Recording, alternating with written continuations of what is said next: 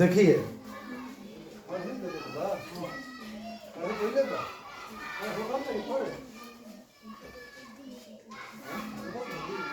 देखिए इसको बोला जाता है फर्स्ट पाद और इसको बोला जाता है सेकेंड पाद, ठीक है। और इसको बोला जाता है थर्ड पाद। इंग्लिश में बोल सकते हैं क्वाड्रिलेटरल, फर्स्ट क्वाड्रिलेटरल, क्वाड्रिलेट। और इसको बोलिएगा आप फोर्थ पाद। देखिए ये वाला जो होता है, ये वाला इसको बोला जाता है एक्स अक्ष, एक्स अक्ष का निर्देशांक बोलेंगे, ठीक है ना।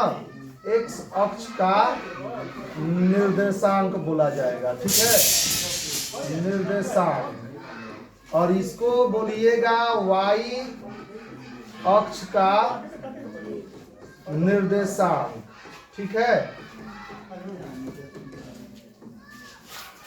ठीक है। इतना आप लोग नोट कर लीजिए, नोट करो जल्दी जल्दी।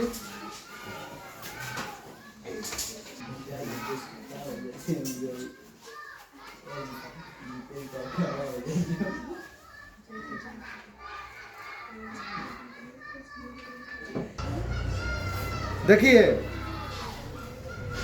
अब इसमें देखिए दूरी बोलता है निकालने के लिए, बोलता है दूरी निकालने के लिए। देखिए जैसे मान लीजिए दो आपका दे दिया x1, y1 एवं x2, y2, ठीक है। दोनों बिंदुओं के बीच की दूरी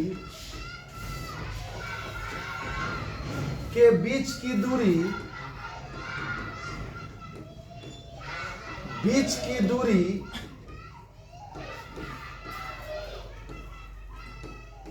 ज्ञात करें, बीच की दूरी ज्ञात करें, ठीक है। दोनों बिंदुओं की बीच की दूरी ज्ञात करें। देखिए तो होता है सूत्र दूरी बराबर, देखिए दूरी बराबर क्या कीजिएगा, कोई दिक्कत नहीं है, किसी में से आप घटा करके लिख सकते हैं। तो x1 माइनस x2 का होल स्क्वायर और प्लस y1 माइनस y2 का होल स्क्वायर और अंडर रूट में लगा दीजिए, ठीक है। अब देखिए जैसे एग्जाम्पल आपको हम बताते हैं एक मैथ, ठीक है, जब आएगा बुक में से तो बना लीजिएगा ऐसा टाइप से। देखिए मान लीजिए हम एग्जाम्पल में देते हैं 2,3 एवं 3, -2 के बीच दूरी ज्ञात करें, ठीक है। क्वेश्चन है ना आपके पास, देख लीजिए 2,3 और माइनस बोल रहे 3, -2 के बीच दूरी ज्ञात करें। तो देखिए दूरी बराबर सूत्र क्या होता है, पहले आप मान निकालिए। इसको बोला जाता है x1 बराबर कितना है, और x2 का मान कितना है 3, y1 का मान कितना है 3 और y2 का मान कितना है -2। अब दूरी बराबर सूत्र पे लिखिए, इसको लिखिए। तो दूरी बराबर हो जाएगा, बैठाइए, x1 में से x2 को घटाइए तो x1 का मान -2 है, माइनस नहीं है, x1 का मान कितना है 2 है, और माइनस x2 का मान है 3, तो घटा करके लिखिए। प्लस में देखिए y1 माइनस y2, y1 का मान है आपका 3 और माइनस, और फिर माइनस में ये है 2। अब दोनों को घटा करके लिखिए होल स्क्वायर, ठीक है। अब लिख दीजिएगा इसको, तो ये आ गया आपका कितना दूरी बराबर, देखिए ये घट करके आया -1, तो 1 का स्क्वायर, आइए देखिए माइनस माइनस क्या हो जाएगा आपका प्लस हो जाएगा, तो जोड़ दीजिएगा तो कितना हो जाएगा 5, तो 5 का स्क्वायर, ठीक है। तो दूरी बराबर आ गया आपका कितना 1 प्लस 25, तो हो जाएगा आपका दूरी बराबर √36, ठीक है। इकाई, इसका मात्रक कुछ नहीं होता है तो इकाई हम लोग लिख देते हैं, चाहे मात्रक लिख देते हैं। तो दूरी कितना आ गया आपका 26।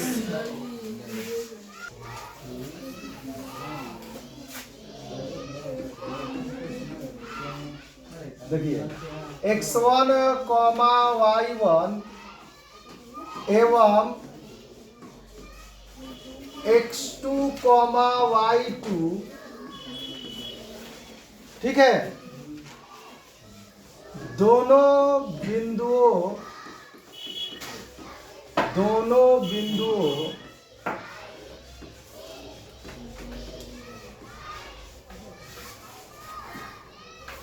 बिंदुओं हो गया को मिलाने वाली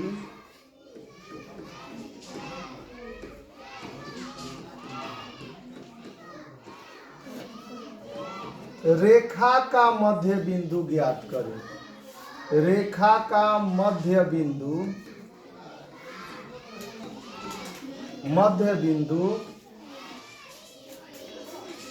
देखिए बोल रहा है क्या कि अगर आपका दे दिया जाएगा एक कटान बिंदु यानी निर्देशांक बिंदु दे दिया गया है कि x1, y1 है और x2, y2 है, दोनों बिंदुओं के मिलाने वाली रेखा का मध्य बिंदु ज्ञात करें। तो देखिए मध्य बिंदु बराबर होता है, मध्य बिंदु बराबर सूत्र देखिए क्या हो जाएगा, कुछ करना नहीं है, सिंपल है एकदम। x1 वाला को एक साथ कीजिए, x1 प्लस x2 बाटा में 2, ठीक है। मध्य बिंदु का निर्देशांक यहाँ पर निकाल लीजिए ना, निर्देशांक निकलेगा, मध्य बिंदु का निर्देशांक बराबर हो जाएगा, ये कोऑर्डिनेट बोला जाता है, ठीक है ना इंग्लिश में। तो मध्य बिंदु का निर्देशांक बराबर हो जाएगा, देखिए x1 plus y2, x1 plus क्या हो जाएगा x2, हो जाएगा आपका y1 प्लस y2 बाटा में 2। देखिए इस पर एक एग्जांपल ले लेते हैं। देखिए अगर आपसे बोलेगा कि 2, 3 एवं 3, 4 को मिलाने वाली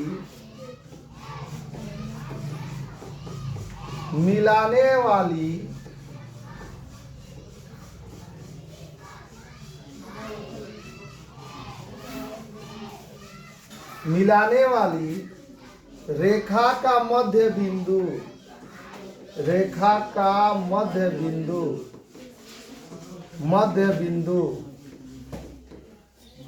का निर्देशांक बराबर, निर्देशांक बोल देगा ज्ञात कीजिए, तो निर्देशांक ज्ञात कीजिए। तो देखिए कुछ भी नहीं करना है, सिंपल क्या करना है, मध्य बिंदु का निर्देशांक बराबर, मध्य बिंदु का निर्देशांक बराबर, देखिए क्या कीजिएगा, दोनों को जोड़ दीजिए। x1 का देखिए मान है 2 और x2 का मान है देखिए 3 बट्टा में 2, कॉमा y1 का मान है देखिए 3 और y2 का मान है 4 बट्टा में 2। अब देखिए यहां से आप लोग गुणा, इसको जोड़ लीजिए और 7 बट्टा में 2 आ गया आपका आंसर, ठीक है।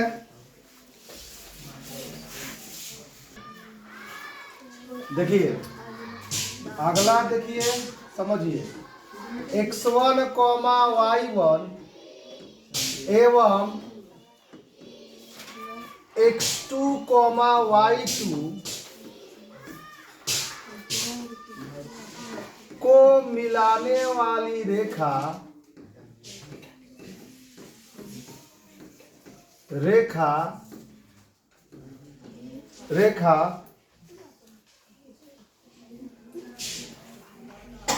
को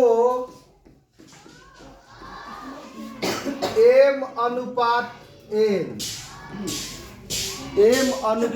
n के अनुपात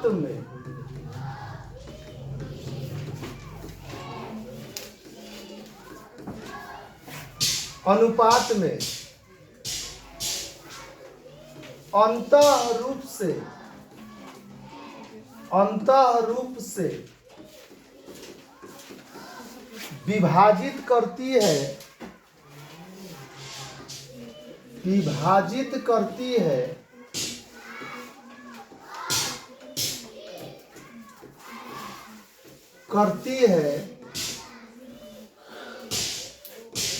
तो C बिंदु का निर्देशांक ज्ञात करें। तो C बिंदु का निर्देशांक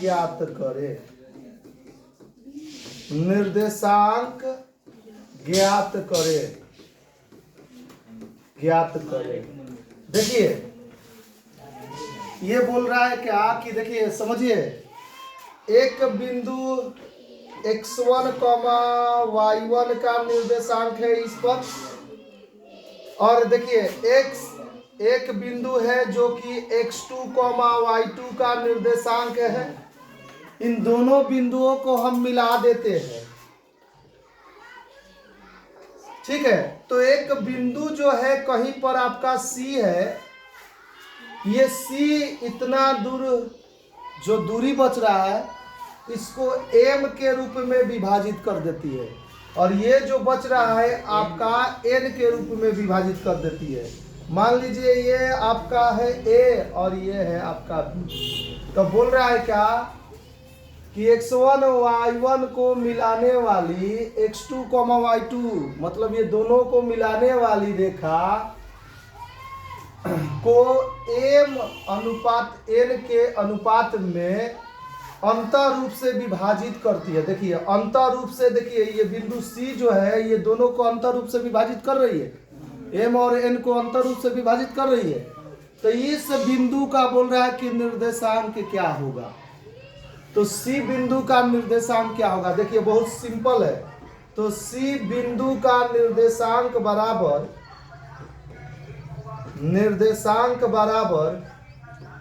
क्या होगा समझ लीजिए, कुछ नहीं, देखिए रटिए मत। ये m जो है ना x2 के साथ गुणा कर दीजिए, बात समझ में आया। और जो n है ना x1 के साथ गुणा कर दीजिए, फिर प्लस कर दीजिए, x1 के साथ गुणा कर दीजिए। देख लीजिए फिर से समझिए, m को x2 के साथ गुणा करके लिख देंगे, अब प्लस n को x1 के साथ गुणा करके लिख देंगे, जो गुणा करके लिख देंगे, और दोनों को जोड़ देंगे। जोड़ने के बाद क्या करेंगे, m प्लस n से भाग कर देंगे। इसी तरीके से ये आ गया x का निर्देशांक किसके लिए, C बिंदु के लिए। अब y के रूप में x बिंदु का निर्देशांक बदलिए, y का निर्देशांक यहाँ पर लिखना होगा C बिंदु के लिए। तो क्या करेंगे, इसी तरीके से m को किस में गुणा करेंगे, y2 में, और प्लस n को किस में गुणा करेंगे, y1 में, ठीक है। अब बाटा में हो जाएगा m प्लस n। देखिए ये हो जाएगा C बिंदु का निर्देशांक। किसी को दिक्कत है बोलिए।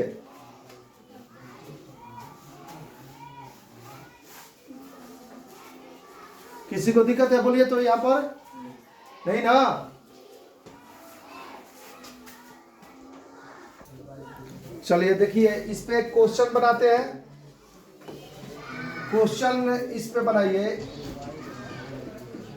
देखिए 2,3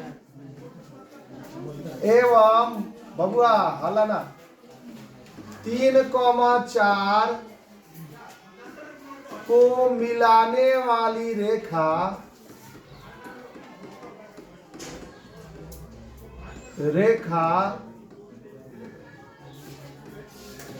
को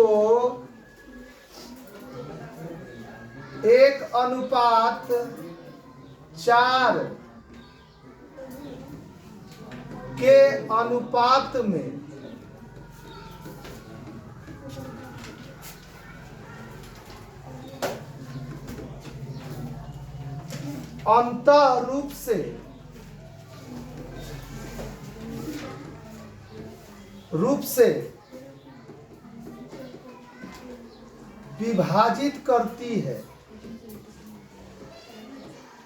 में अंतः रूप से विभाजित करती है।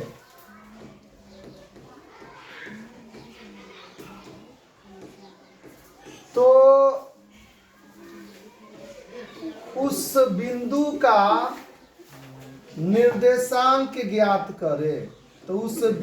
का निर्देशांक ज्ञात करें।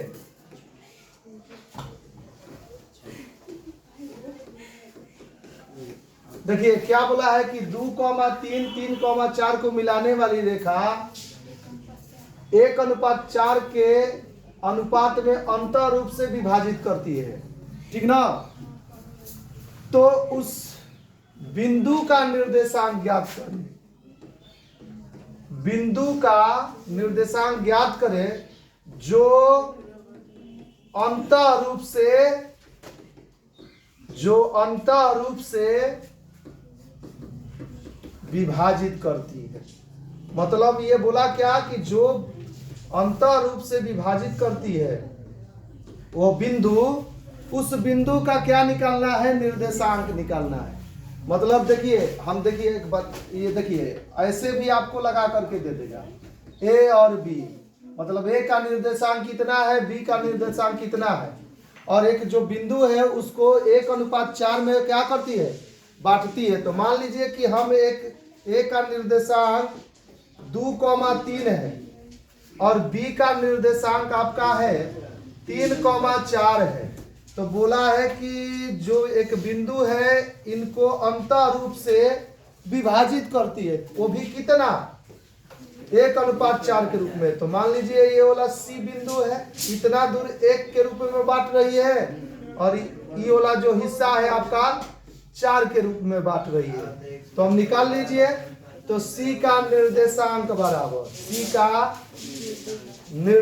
बराबर, देखिए क्वेश्चन तो आप लोग बनाइए लीजिएगा आप, जब थ्योरी समझ गए हैं। तो देखिए सिंपल, इससे इसमें गुणा कीजिए, 1 ले 3 ले गुणा प्लस, ठीक है, फिर इससे गुणा कीजिए इसमें 2 गुने 4, सूत्र बताए हैं ना, अब फिर दोनों को जोड़ करके लिख दीजिए 4 + 1, ठीक है, कॉमा, देखिए फिर y वाला के साथ 4 से इससे गुणा कीजिए, 4 गुने 1 प्लस, फिर इससे और 3 ले गुणा कीजिए, 3 गुने 4 बट्टा में 1 + 4, ठीक है ना, बन गया आपका। तो हो जाएगा, देखिए तोड़ लीजिए, कितना आ गया, 3 + 8 बट्टा में 5, कॉमा 4 प्लस 12 बट्टा 5, ठीक है। तो 11 बट्टा में 5 आ गया, और इसका 16 बट्टा में 5 आ गया। देखिए बिंदु सी का निर्देशांक हो गया, ठीक है। सूत्र बताइए किए हैं।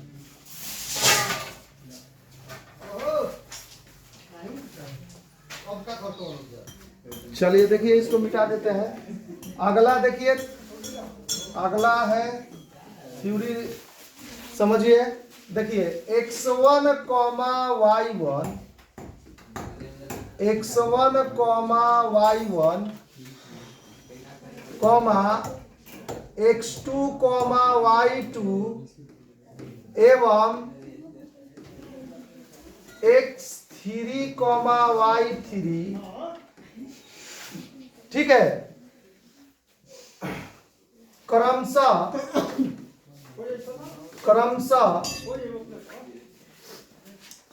त्रिभुज का तीनों शीर्ष बिंदु है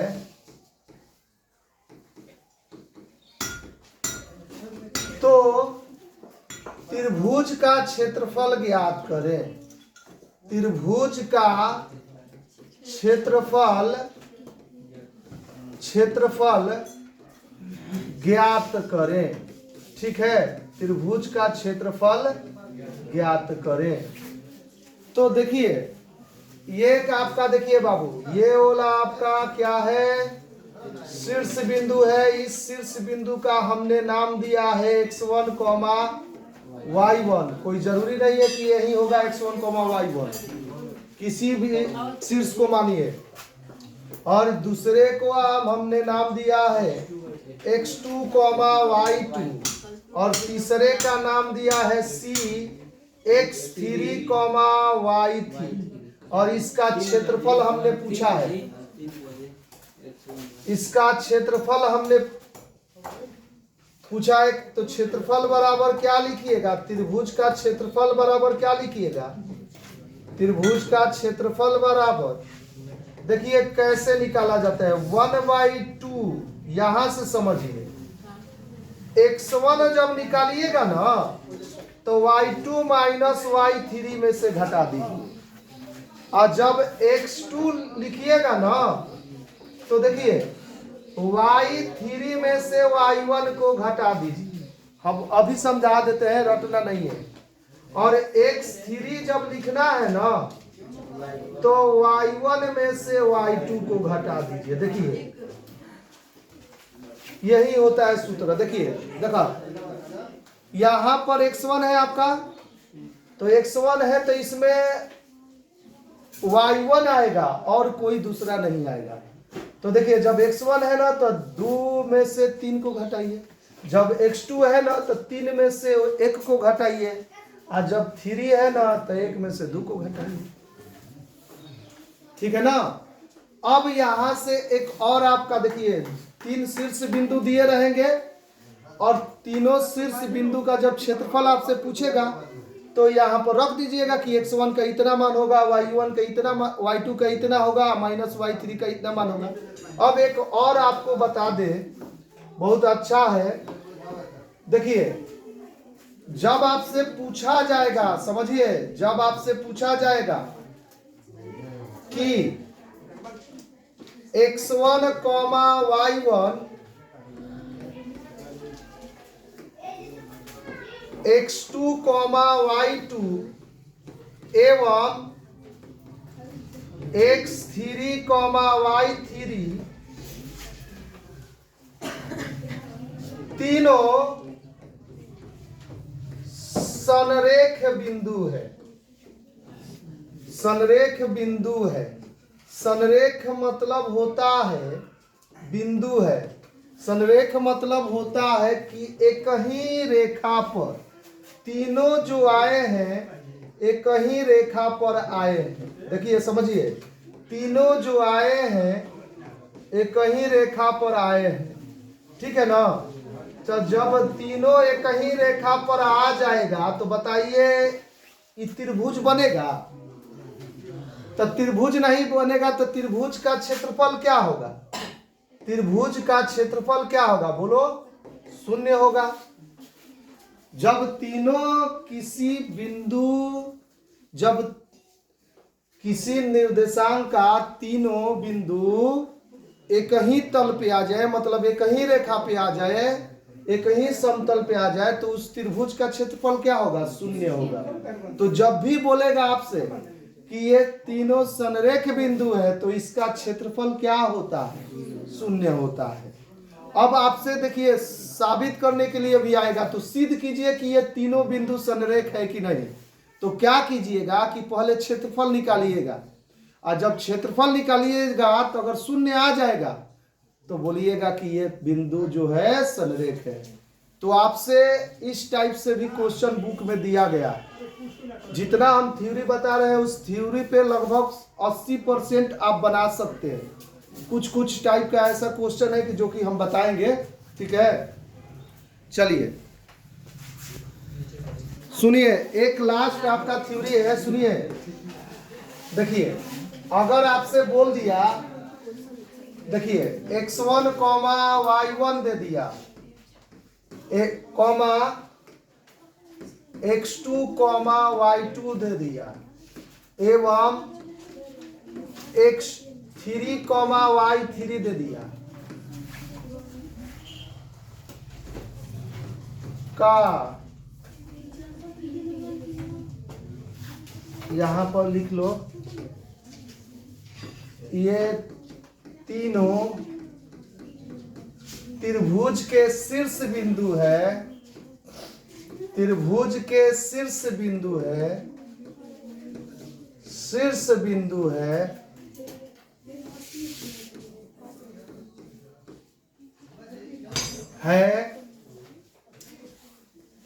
तो त्रिभुज का केंद्रक ज्ञात करें।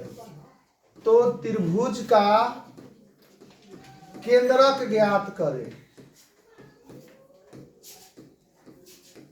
ज्ञात करें त्रिभुज का केंद्रक। देखिए सिंपल है ये, जो देखिए केंद्रक बराबर होता है, केंद्रक बराबर होता है, केंद्रक का अगर मान लीजिए ज्ञात करने के लिए आपका केंद्रक का निर्देशांक कह रहा है, निकालने के लिए बोल रहा है, तो सिंपल क्या करना है, देखिए x वाला को एक साथ जोड़िए, x1 plus x2 plus x3 अब बट्टा में 3 से भागा कीजिए, comma y1 plus y2 plus y3 अब बट्टा 3 में ले भागा कीजिए। देखिए ये केंद्रक आ गया आपका, ठीक है, ये आपका केंद्रक आ गया।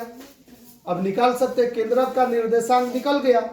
अब ये देखिए आप लोग क्या कीजिएगा कि जा करके प्रश्नावली कौन सा है 7.1, ठीक है ना, तो उसको जा करके बनाइए, ठीक है। और जो भी प्रॉब्लम होता है आकर के नेक्स्ट क्लास में मिलिए, ठीक है। चलिए।